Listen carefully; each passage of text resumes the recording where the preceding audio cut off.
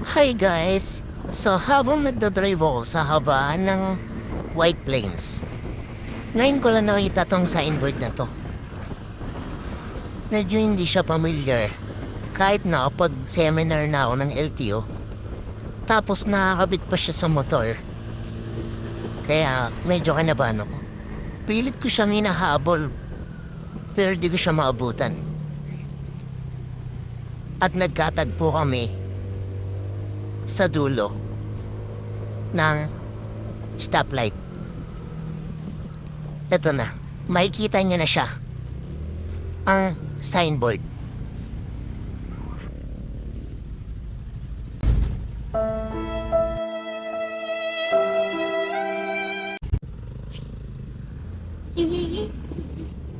Oh, may baka naman.